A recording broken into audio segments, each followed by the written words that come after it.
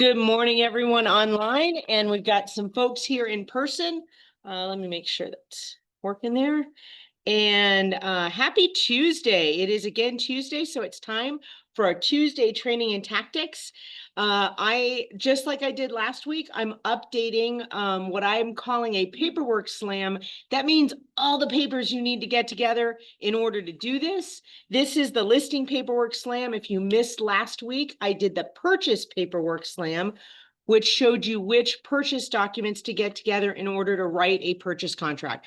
We've got folks online. You are welcome to unmute yourself if you'd like to share. I cannot see that other screen, and the person that usually has my side kick with visibility to see what's on there is not here today. So if you need anything online, please talk to me. So again, this is the 2025 version of the listing paperwork. Let's see if that will start working there. Whoops. All right. So we're going to try to get this little guy. Folks online, you can't see this, but this little guy is really in our way. Hopefully it's going to disappear somehow. I don't know why it's not. Okay, hopefully that will go away. There we go. All right. So hopefully those in here have set up a listing before, but if you haven't, let's give you some information about that. Again, we're going to be not working there. Where do you go to gather your forms and information to create a listing package? Okay, I'm going to be interactive with you guys here. I've got a few folks here. Those online, if you want to jump in, unmute and share with me, where would you go to gather the forms and information to create a listing package? Anybody want to answer? Transaction desk, what did you say? ARMLS? Okay, so yes, ARMLS. Why would we go to ARMLS? ARMLS, that would be AAR for the updated forms. What would you gather from ARMLS? So this is the Arizona Regional MLS. Previous listing information, that's great. And if you're going to do that, what should you copy down? Not all the data. What are you copying? The MLS number. You need that MLS number because we're going to show you what you can do later. But what is the first thing you need to check when you are taking a listing? And if they own it. The ownership, exactly. Who is the owner? Now, I had an agent come into my office, this was last year, and she came in and said, you know, we're working through this. This is in a trust, da, da, da. And so I said, what's the address? I pull it up and I said, it's not in a trust. She said, yes, it is. Yes, it is in a trust. I've seen the trust. Well, there can be a trust. I'm not saying that the trust isn't a legitimate thing, but the challenge is it recorded in the trust today, right? So guess what? 5 months later, she came back to finish that listing because it had to go through probate, right? Because what had happened is they'd pulled it out of the trust in order to facilitate a name change, a finance change, whatever it was. And guess what they forgot to do at the end?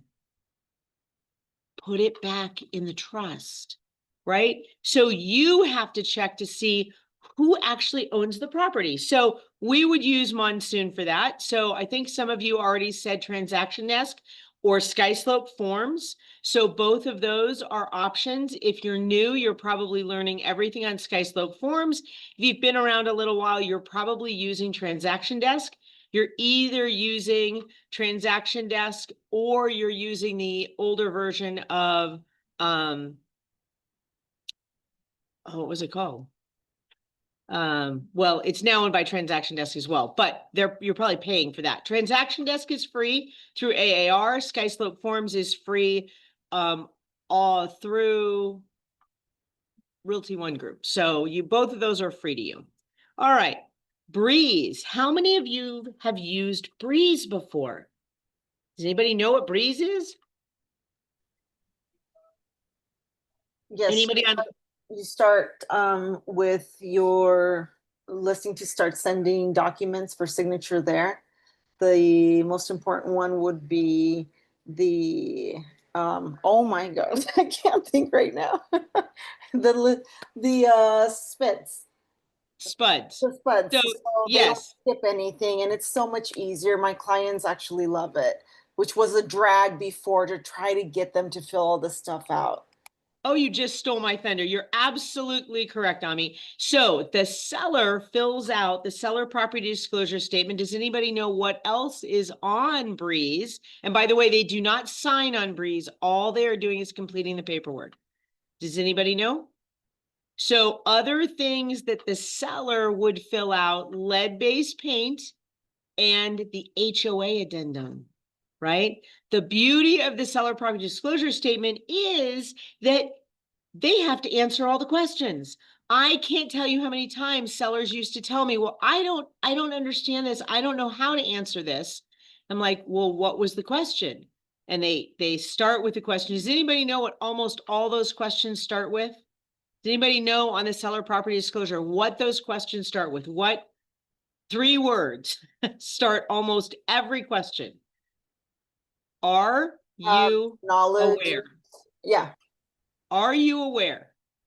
And so if the seller's asking you, I don't know, guess they just answered their question. Okay. Are you aware? If the seller or owner is not aware, then the answer's no. But they're like, I don't understand this. Well, then you're not aware of the answer to that question because you don't know. And yet they will skip question after question after question instead of saying no, no, no, no, no. On Breeze, they have to answer each question. So it's very nice to get all the way through and actually have answers. And by the way, if you are a listing agent and you're not using Breeze, guess who's responsible for looking to make sure that that document is completed? That would be you. So use this technology. It is really cool, but they do not sign on that, just to make sure you understand that. ROG working documents. If you are using Transaction Desk, those do not auto-populate. There are still some that don't come through SkySlope Forms, but many of them do that you would need. All right, so let's move on. ARMLS, I mentioned this before, Monsoon has your tax information. More important, you also have a link there to go directly to the county website.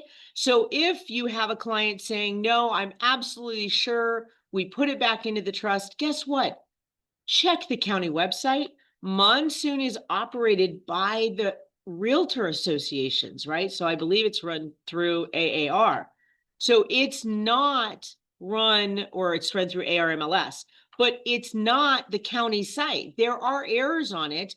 I just met with somebody and I misspelled the person's name because I pulled it off of Monsoon. Guess what?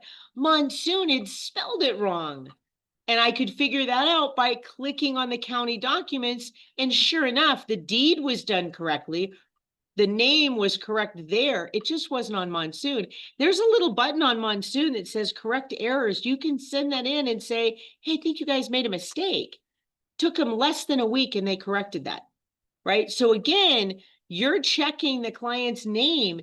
If that name is not appearing right on Monsoon, please submit a ticket so they'll fix it. Because what happens if you list the property and then the other agent, the buyer's agent, goes to Monsoon? What are they going to do?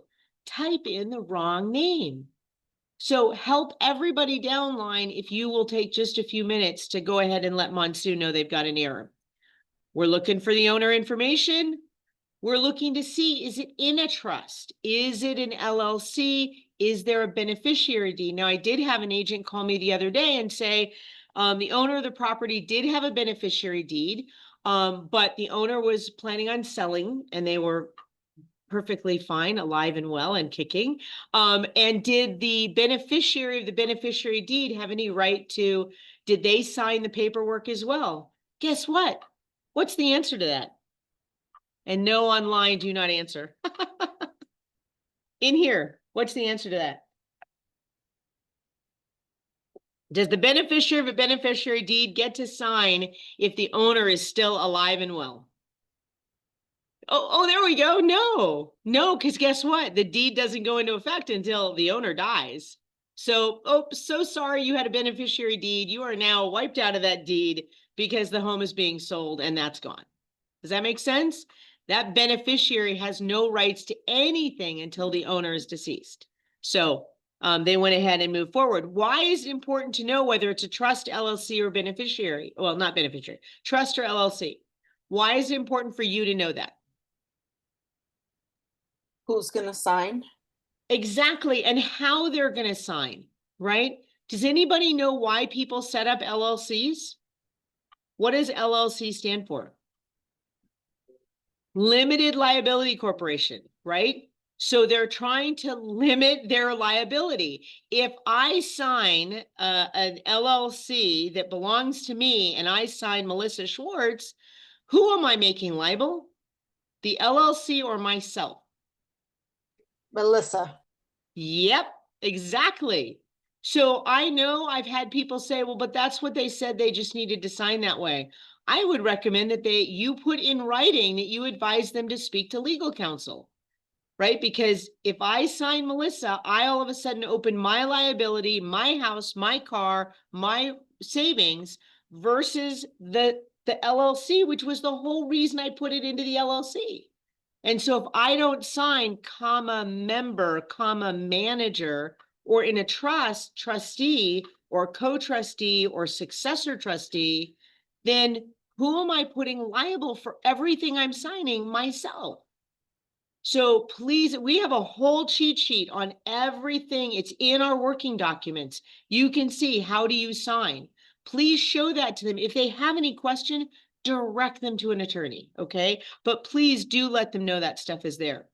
The other thing we need from ARMLS, how many of you are using the input form on SkySlope Forms or Transaction Desk? And how many of you are going into ARMLS to the input form that is there? Does everybody know what I mean? You can go in and get the input form directly on the MLS. And then when you need to get that signed and move forward, you can you can print out the input form with all the data in it, and your client can sign that version. And then if it's all correct and you're ready to go active, you just click active, right? You don't have to take 7 pages or whatever it is and fill in each of those little things and then hope you didn't make a mistake. You need to make sure they're seeing that, right? But that input form is right there on ARMLS. I do not recommend using the version that is in either Transaction Desk or SkySlope Forms, because it also may not be the latest version. Trust me, when ARMLS updates that, it's the one that's linking to the system, right? And so you can get all of the correct data. Now, somebody said earlier, you go to ARMLS to find out the last listing. If you take that MLS number, when you're starting to pull up that input form, instead of starting from scratch, you can actually put in and copy, please do not copy the photos, the old listing. Now, depending on how old that listing is, oh my gosh, there have been so many updates. I've been an agent for 28 years. The number of changes and new fields. How many of you noticed all the new fields that got dropped in when we merged with the Verde Valley? Right? Did anybody notice that? We now have things like all sorts of different fencing that is not applicable down here, but is applicable up there. And so a ton of different things that have to do with being in the mountains, I would guess, and in mountainside property more than we deal with here.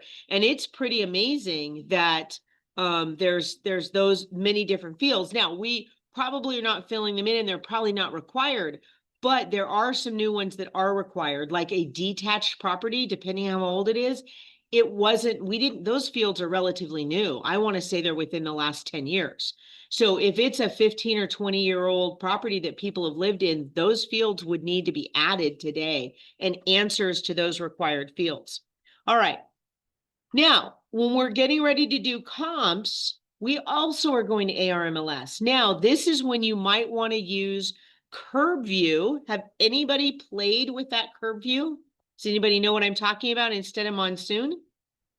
It's very pretty. It's got lots of pictures. It's set up more on that type of fun picture centered rather than number centered, but it is definitely an algorithm based on the tax records. Okay.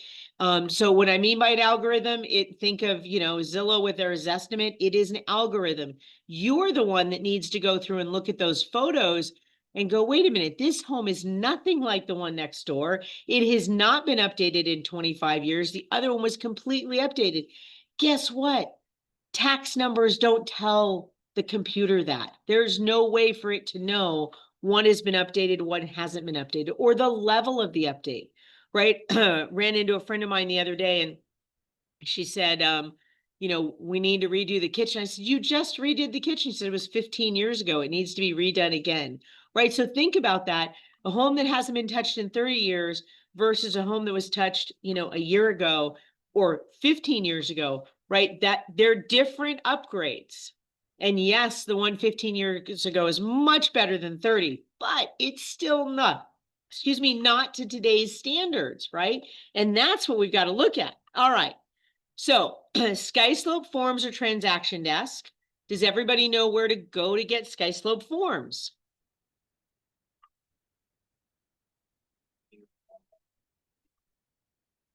Correct. Through our login, you go to SkySlope, but SkySlope, as I refer to it, SkySlope is our big file cabinet, right?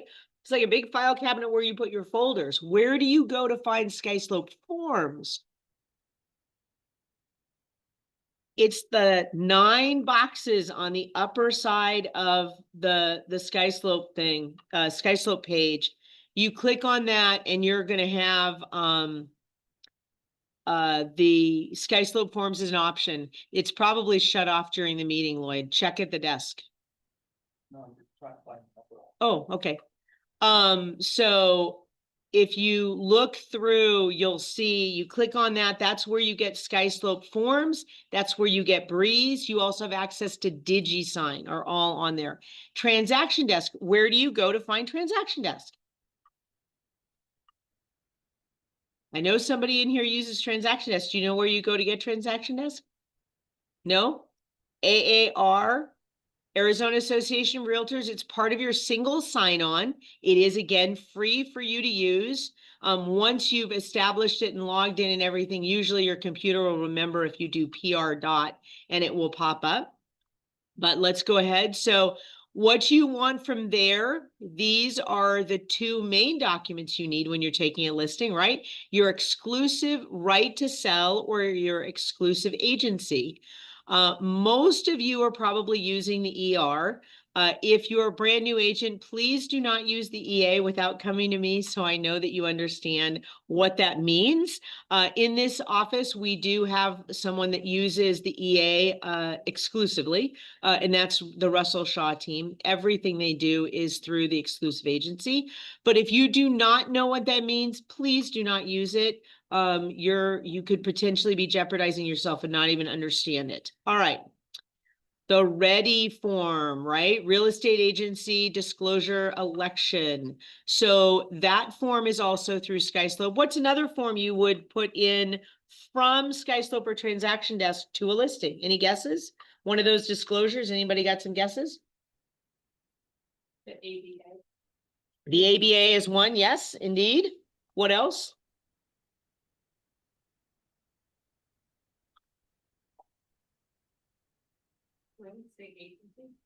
That was the ready. All right. How about wire fraud? That is an AAR form. Now, seems like it wouldn't necessarily be required on the seller side, but just so you know, there is a buyer and a seller version of that form. It is important. Sometimes the seller does have to come to the table. We want to make sure they are aware as well, not to just randomly change where that money is being wired to get that directly from the title company through a secured website, right? Through a secured email. They should not be getting a general email at all. Please have that conversation with your clients, both buyers and sellers. Rock Title just had this happen and somebody had a bogus email sent to them. It is happening day in and day out. So please don't think you're immune or your buyers or sellers are immune to it. All right. So what's next? Let's talk about Breeze. So we talked earlier that the 3 documents that you can do most likely would be the seller property disclosure, the HOA, and the lead-based paint disclosure. On SkySlope, I'm not sure how people have been doing it. I'm guessing during the DigiSign process, they've been moving a checkbox or an X over the options, because in SkySlope forms, it will not let you actually check any of the boxes as the agent. In Transaction Desk, it still does allow you to do that. All right, let's go to Realty One Group working docs. Somebody mentioned one of these earlier was the ABA, right? The affiliated business relationship that is required for any listing. But let's start with, especially if you've not done a listing ever, or if you haven't done one in a while, the first thing you want to do is go to Working Docs and get that ROG checklist, because that checklist is going to show you every document you need. That is in our working documents. It's a great form. I'm going to go out of this and actually go into SkySlope to show you how this stuff works. But I want you to know that that listing checklist is there. The ABA, as we mentioned, that is the affiliated business arrangement. The other one that is really, really important that most people forget about is the owner agent addendum. If you are selling your own property, that addendum is required. Does anybody know why it's required? Any guesses? Has anybody even seen the form? I can't pull up the form right now, but I will.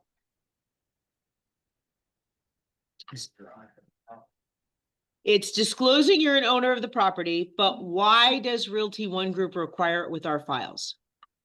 Somebody's requiring to make us put that in there. Any guesses? The insurance company that covers the errors and omissions for our company requires that you have that in there. So if you don't have that in there and get the buyer to sign off on it, you are not covered for E&O on that transaction, because it is absolutely a requirement of the insurance company that if you're selling your own property, you are disclosing that to the buyer, and the buyer is aware that that they should do inspections, that there's home warranties available, all these things that are available to them. Not that you have to pay for them, but you must disclose them to the buyer. And so it's really, really important. Problem is, if we get the file and we've asked for this and you close, or you're 3 weeks into the transaction and you all of a sudden pop this out and say to the buyer, you have to sign this. The buyer doesn't agree to sign it. Too bad, so sad. They don't have to. You need it, they don't. Right? So please, if you are an owner agent, and again, you could have somebody else do your listing for you, but if you're the owner agent, you still have to put that out there because you're a part of that transaction. So make sure that that is there and it's a part of the paperwork. You should be either putting that in the listing itself, or your counteroffer should have it ready to go with that counteroffer, that is a part of the counteroffer that must be signed to go under contract, right? To protect you. All right, what else? What is another one that you might use? There are 2 forms, one of them, the name changed, but there are 2 more forms that are Realty One Group exclusive documents. Actually, a third one that comes into play right often. CDA. No, the CDI is between you and us. It's not between you and your owner, or the owner and the brokerage. How about office exclusive and the coming soon? Now, it used to be called one exclusive. I think we've tried to clarify it so people understand that you're allowed to communicate this through your office, and that would be all of Realty One Group. But the one got people confused. So there are actually 2 different forms there, office exclusive and a coming soon form. The coming soon form says that it's going to go on the market coming soon at a specific time, and it can only be in coming soon for 30 days. So it's a very set time frame. The office exclusive if you plan to market that, or if you plan even to have it probably just sitting there for a long period of time, you should probably have an office exclusive. I spoke to an agent today that has had a listing for 2 years that has never been put on ARMLS. They've also never been marketing it. They were waiting for a property to come on the market, and wisely, the agent got the listing, and that's fine, but you probably should do an office exclusive that sits there for those 2 years, right? So that if they did get an offer, they know that might not be the highest and best offer if they were to go out to the multiple listing system. This is one of the ones that's kind of where Zillow is having the issue, actually more with coming soon, because they can see it, right? We have plenty of agents that have office exclusive listings where they're the only ones that are aware that listing is there. So if you have luxury properties for sale, I suggest you reach out to our main luxury agents to see if they have anything called pocket listings, right? That they have in their listing deck. I can assure you we have a ton of listings sitting out there that are not publicly visible. All right, the last one which comes into play, we would rather not use this, but what document is necessary? I don't know if the seller wants to stick around for a little while. What do you need to get signed? Now, if the seller, if the seller wants to stay on the premises after closing, The after possession. post-possession, correct.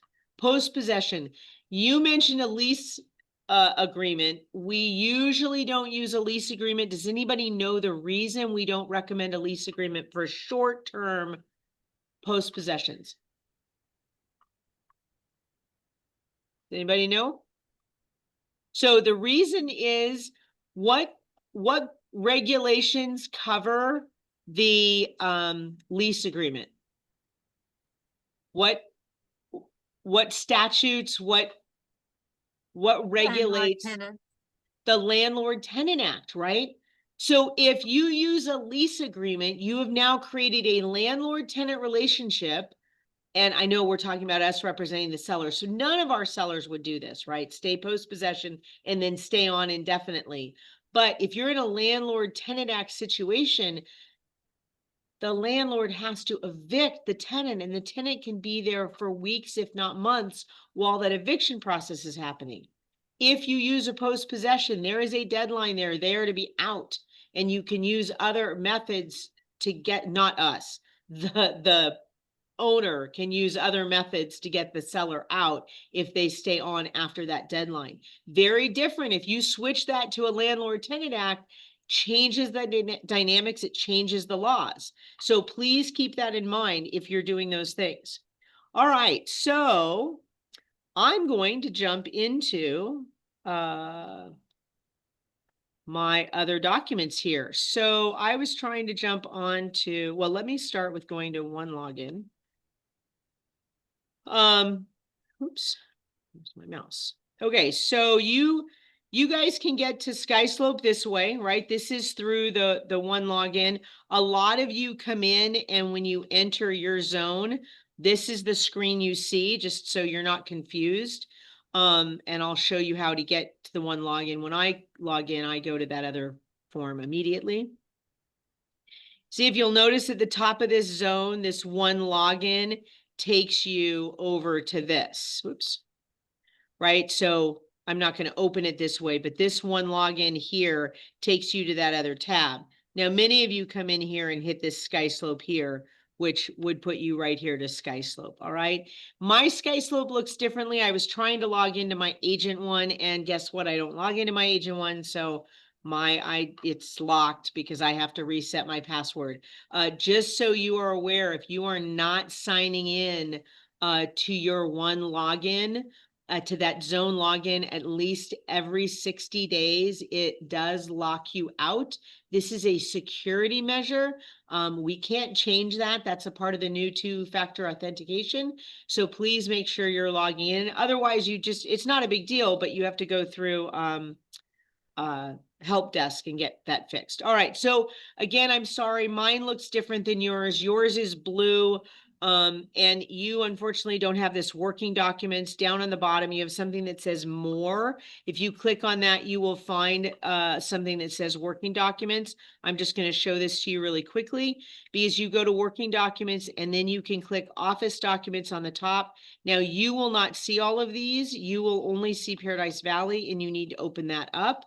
This is where you get our working documents. Remember I talked about, well, this is the office exclusive. Right here, I'm gonna, well, I don't know, can you guys online even see that very well or no? Yeah, Okay, We can see. Uh, it. We can. you can see it? Okay, so this says property shall not appear in the MLS until blank date, which does not have to be filled in, right?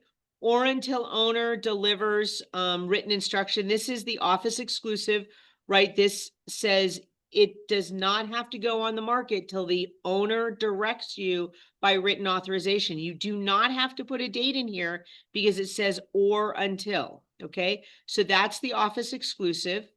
The coming soon, see if it'll open that. Oh, we're gonna open it the other way. That's fine. So this will be a little larger for you guys. This is going to say that, that's why I didn't want to do it this way. This is going to say that it's going to go into coming soon. And remember, coming soon only has 30 days. So property shall be placed in coming soon status on the MLS until blank dates or until 30 days have passed. Okay, now what I want to show you on the bottom, the owner signs the top, the bottom is for you as the listing agent, but guess what? You need to read this paragraph to your owners, right? This is the language that reminds you that if you advertise this in any way, shape, or form to the public, you have 1 business day to put it into the MLS. Now, it can be in as coming soon, that's fine. But you cannot put a sign out there and not put it in within the 1 business day. The cool thing about that, right, is if you put the sign in on a Friday, when does it need to be into ARMLS? Monday, right? 1 business day. So you've got all weekend. You can try to push that out without it being in there if that's what you want to do.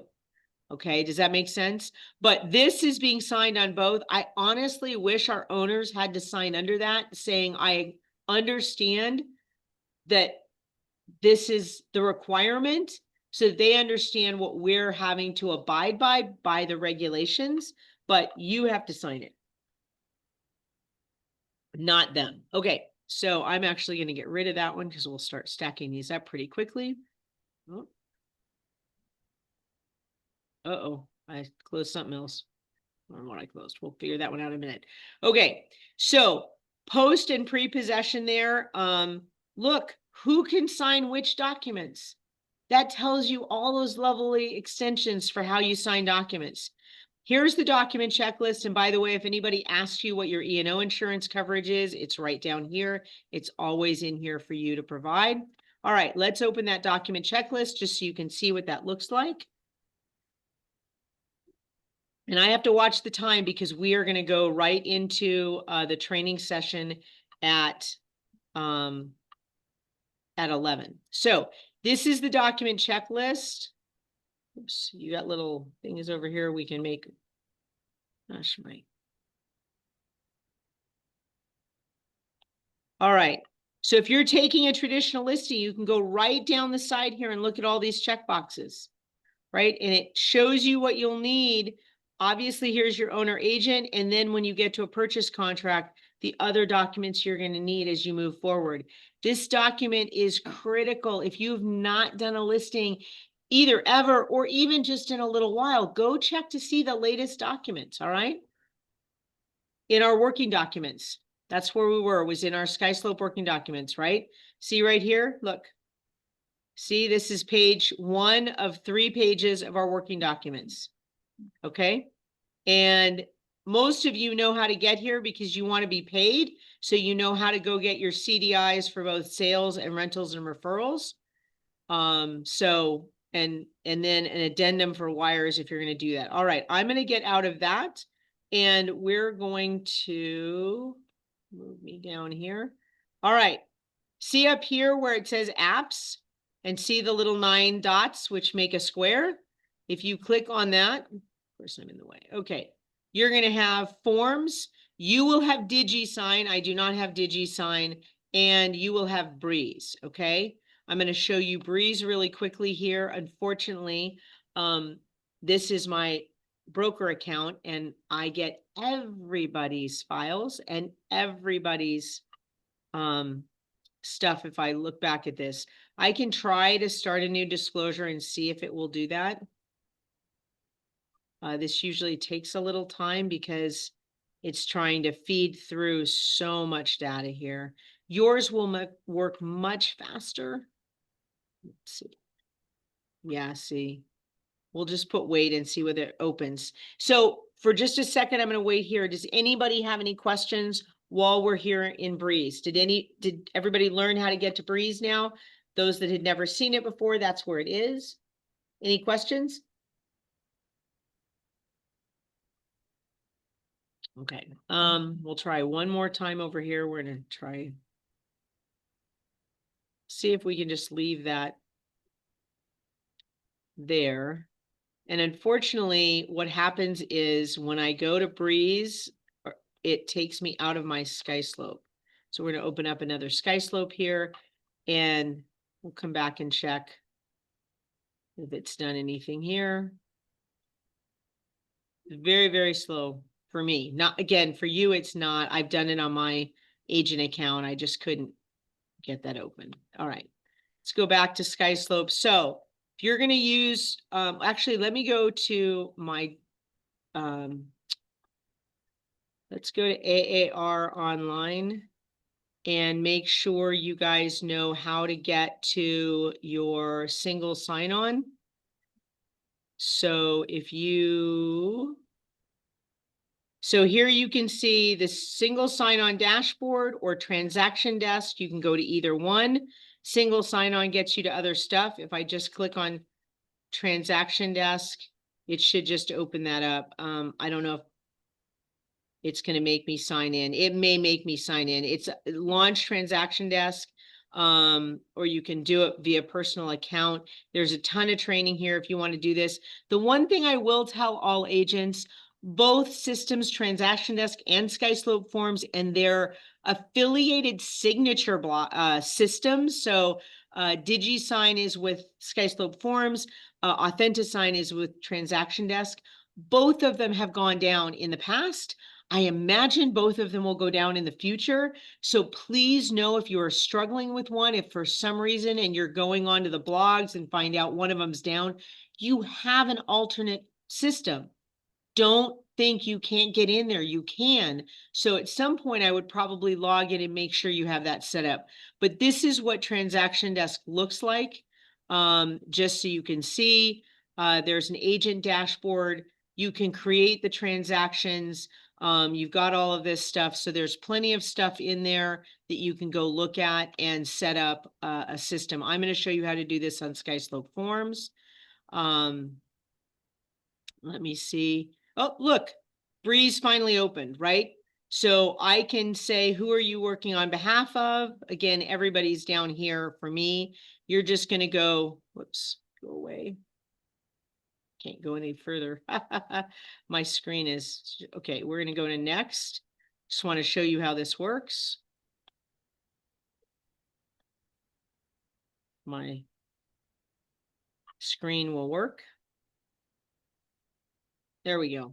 So what you do is you create a new file. You can put the address in, and then it's going to ask you which disclosures you want. Okay. So, I don't, is it anybody, well, I don't think I can actually put like 1, 2, 3 each Main Street. Let's see. It's just being very slow. But at any rate, you click there with an address, or if you have a file, it will allow you to pull that up and send those documents directly to your client. You're able to send a specific message. What I recommend you do is when you meet on your listing appointment, take a printed version of the seller property disclosure statement. And the reason for this is a really inclusive system. So when you hand them that paper version, say, look, use this to take notes, use this to understand what materials you need to go and gather.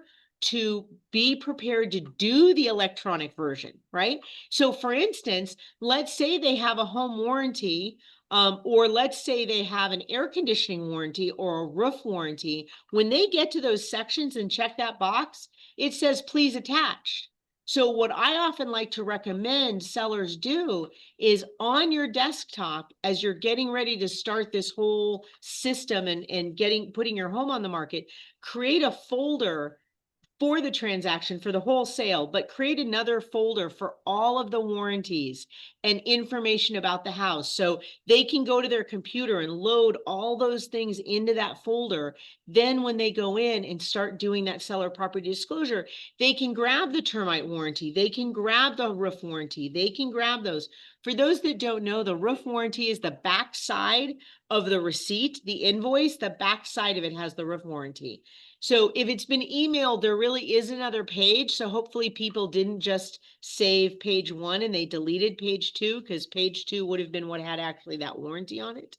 So, but that's how I recommend they save that on their computer. So again, they can go there and get all this information. And when they're ready to sit down and actually fill it in, they have everything ready to go. Because otherwise, I can tell you, they're going to start it and stop and start and stop and start and stop. And you've got to get all that information.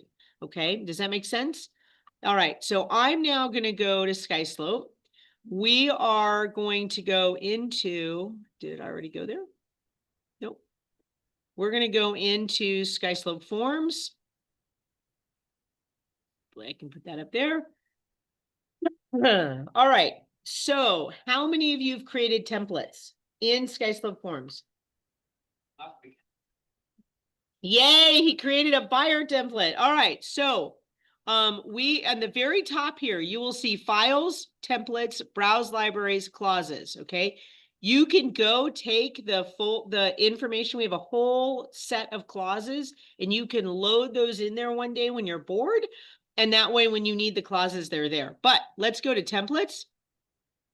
All right, I have one template. I actually started this just so I could load some of those clauses because I don't think they're up there. So I'm just going to start with this. But what you would do to create a template, you would go over here and say create template.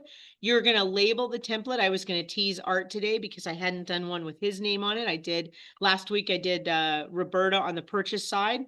So we're going to open this. But basically, when you start a template, what you start with is nothing. I've added one document here. We're going to continue to add to this document. Whoops. Add forms right down here at the bottom. This is what you'll normally see when you first go in to create a template. So the first thing you want to do is go to your libraries. Did everybody see where that was? Hold on, I'll click out of this. Filter results by all libraries. You are not going to have as many as I have, but you do need to make sure you have AAR, the Arizona Regional MLS, and you need to make sure you have this one down here, Realty One Group Corporate AZ Broker Library. That's ours. And then you should have one from either Phoenix Association, Scottsdale Association, or WeServe, right? So for those that don't know, WeServe actually stands for the West and Southeast Realtors of the Valley. So that's why it's the W with a little e, and then everything else are capitals for the acronym. Okay, so as long as you have all those in your library, then you can move on to grabbing the other documents. Now, we talked about a lot of documents here. So we talked about the ER, which I already added in there. But what was another document we mentioned?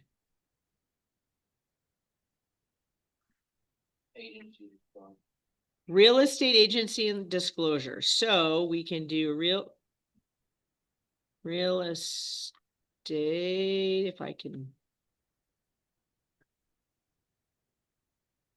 Oh my goodness. Okay, so we're going to scroll down. We have the buyer or tenant version, seller or landlord. What you want to do is go over and click this little plus symbol. If I click on the name, it opens the form. I don't want to open the form. I want to add it to my template. So I'm going to go over here and add that to the template. And it says down below that one form has been added. So what's another one we talked about? Do you remember? Wire fraud. Okay. So again, there's a buyer and seller's version from AAR. So we're going to add that. Again, we've got two forms now. Now, we talked about the ABA. Unfortunately, you cannot type ABA, but you can type affiliated, and it will pop up with affiliate business disclosure. I believe you will see the one on top. That's the one I have, The corporate, mine does say RV corporate. yeah, corporate. So you'll have the one on the bottom. You'll only have one option. I have both. That's because of the new Realty One Group Arizona. That's why that says Realty One Group Arizona. So that's the other one. All right. We also talked about still having the seller property disclosure statement, and I don't think it actually starts with seller property. That's MLS choice. So we actually have to say residential. Whoops. So if we scroll down here, we will see residential seller property disclosure there with AAR. Actually, Yep. they have on the exclusive agency agreement, Yes. they have it from AAR and from. D- RMS. Doesn't matter. You can use either one. I would use AAR as a default, but yes, you can use it. The reason for that, it is a universal, more of a universal form, but I would pull the AAR documents. The AR MLS documents are things, well, on the listing side, that usually our listing documents did come from AR MLS. Okay, so I added, let's see if I can see, we have the wire fraud agency and the affiliated business arrangement. So I did not add this. Okay, hold on. So somehow that did not get added. Let's go back down here. We want the SPUDs added. Now we've got 4 there. Okay, so let's see, what was another one we had? Let's just see if the owner agent pops up here. I don't actually know if it does. Oh, yep, it does. Corporate owner agent disclosure. So we can add that. My mouse is being very picky today. 5 documents. Okay. You could do the post possession. I think that will pop in coming soon, right? You could do those. But at this point, we're just going to continue and we're going to go look at what we have here. All right. And because I want to show you how this works. I've got about 10 minutes left. I want to show you how you create. Again, you're creating your template. So in here, you can't do the owner or the seller, but you can pull up the broker information, right? So here you're going to put, oops, what happened here? Should open up for me to be able to fill that in. There we go. Okay, so Realty One Group, right? And the license number in mine is going to pop in. Our brokerage information is REOG8.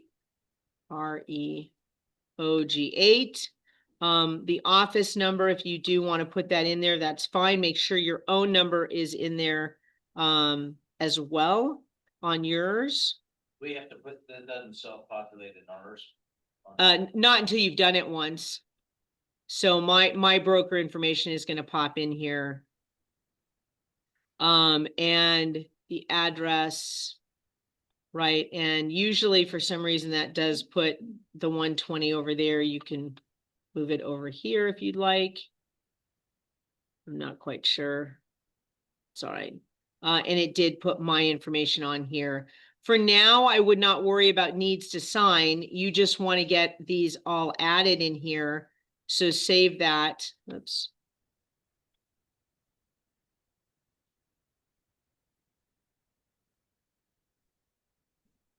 Okay, so you'll see my information got dropped in there on the 2 lines, okay?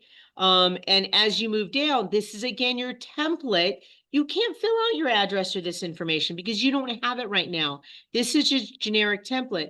Now, if this is going to be your listing template, you can definitely check the box for sell, right? Because that's what you're going to have. You don't know the price or terms. You can't fill those in. We just want to get the basic setup here. Now, one of the reasons I redid this class for 2025 is in the ER, this whole section on compensation, right, had been modified since I did this last class in October, because in February, this form changed. I used to call it, we used to have an umbrella, right? We used to have an umbrella set of coverage prior to August, where the listing company, the listing brokerage got all the compensation, and then we divided it up, right? In August, that changed. There was no longer the umbrella, right? But we still had what the buyer broker was receiving. In February, that disappeared.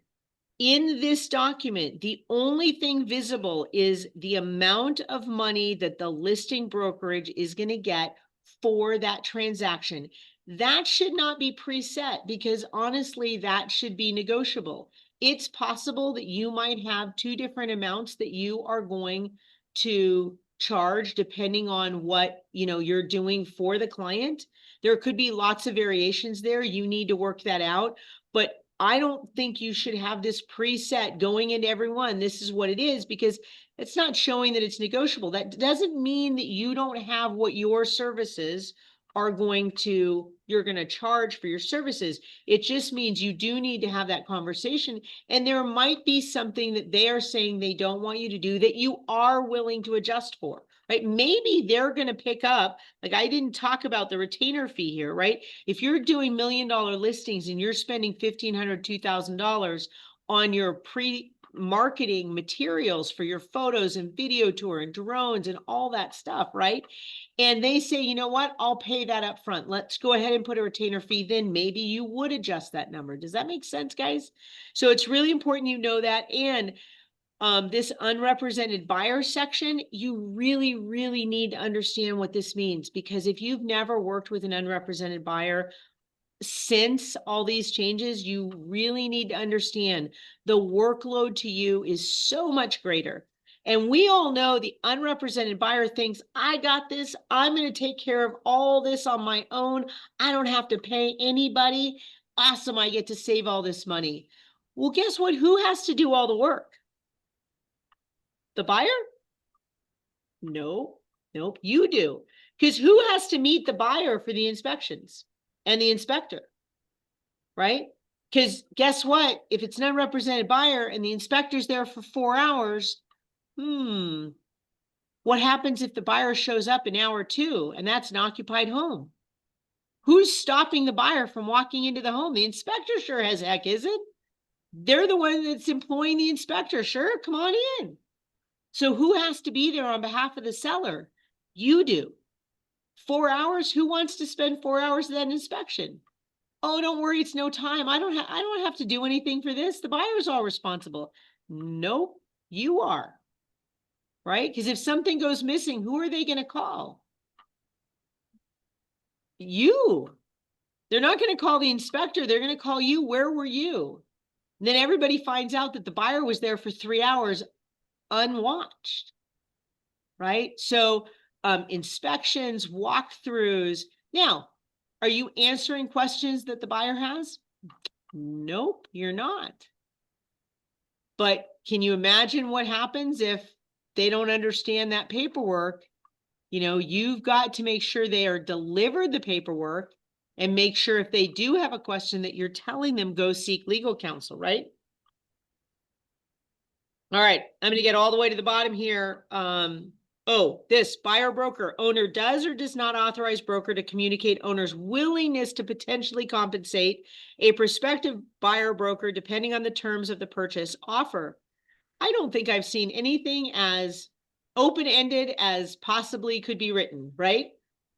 The buyer or the owner agrees to possibly pay, possibly, right? Possibly. But are you allowed to communicate it, or are you not allowed to communicate that, right? So that's really important. There's another section down here. Again, you could fill in, I would have your unrepresented buyer amount filled in here. So you at least have the conversation with the seller about that. If the seller says, no, you cannot do an unrepresented buyer, I do not want you to do that, I want them represented, then that needs to be a 0, and you need to have something in there that owner instructs broker they are not permitted to do an unrepresented file. Okay, I got to get down to one other thing here. I want to make sure. So you can't fill out any of this stuff. The agency, you have your other form you filled out. Here, you want to fill in signs. Are you or are you not able to? Are you doing photos or video or not? Lockbox, are you allowed to put a lockbox on or not? And then offers. The listing broker is authorized to disclose the existence of other offers, which includes the sales price and terms of sale or rent price and terms of lease. How many of you believe it is a good thing for other buyers to know that there are multiple offers? Is that a good thing? I think we'd all agree that's a good thing, right? Is it a good thing if the home is listed at 500,000 and the offers you have in hand are at 450 to tell the potential buyers that the only offer you have is at 450? Is that in your seller's best interest? Probably not. So I recommend, as you're going over this document, that you have something that you have the seller send you a note that says the listing broker is allowed to disclose if there are multiple offers. They are not allowed to disclose the sales price or specific terms if they want to say what terms are not to be disclosed. Can you say if they're cash offers, conventional, VA, etc.? What can and can you not say? Because the problem is if the box is checked, it then says that you includes telling them the sales price, which I think all of us agree that's not in the seller's best interest. Okay, does that make sense? So please have that conversation. An email is fine, but just have the email that tells you, please do not disclose that. All right. Accept backup, withhold verbal offers, or withhold all offers. By the way, you cannot check all three. I've had several files come through with all three. How can you accept backup offers if you're withholding verbal offers and withholding all offers? It's kind of like, wait a minute, I can't, how do you get to a backup offer if you can't present anything? Okay, so pick two, don't do anything else. I recommend you check the box with withhold verbal offers because I get lost in phone calls and can't remember what people say. I'm going to go to the back here really quickly. One of the things that I do recommend for our Rock Title affiliate over there, whoops, okay, so, funny, this was supposed, okay. So owner instructs broker to add to ARMLS listing the following. Please consider Rock Title. I thought I'd change this to Art, sorry, Art.